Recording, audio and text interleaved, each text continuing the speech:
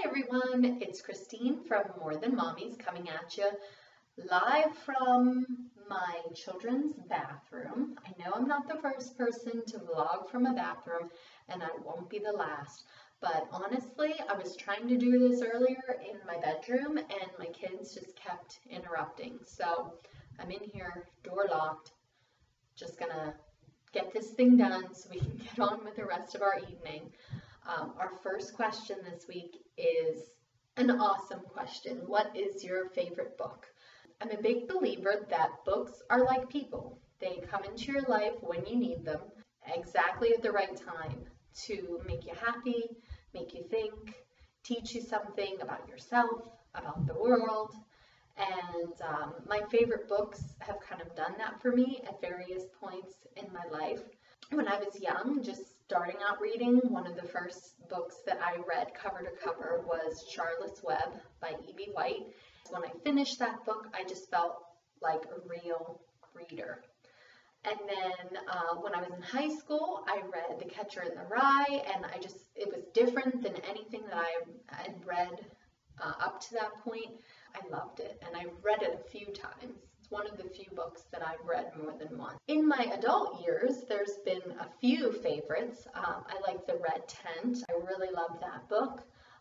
When I was in college, I liked The Awakening by Kate Chopin. First book that ever made me cry, and it was for a young adult lit class that I took, and it was a book called The Day No Pigs Would Die, and I just wept towards the end of that book. I just remember reading it in my parents' living room and just being very, very touched by that book, and it's a young adult book.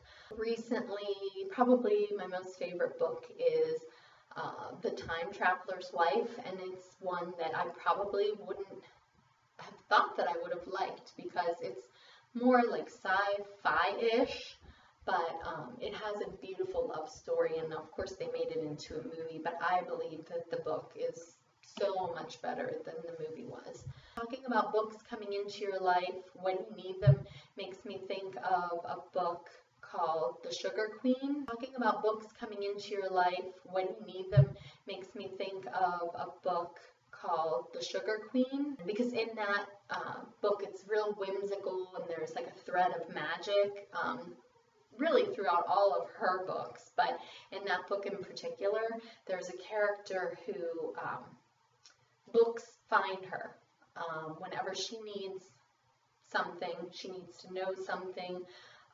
A book will just kind of show up out of nowhere, almost out of thin air, and it will end up enlightening her in some way. And when I read that part of the book, I just really thought, yeah, that's it. Books are like people that do that, come into your life when you need them. So I love books. Anyway, second question is, what is your go-to dinner?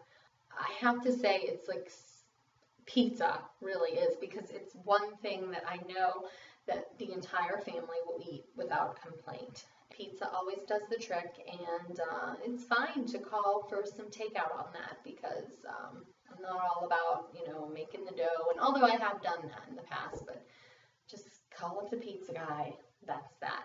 But when I want like a nice home-cooked meal, I love the Pioneer Woman's pot roast. It is delicious, makes a fabulous gravy. It's not a difficult recipe, and yum.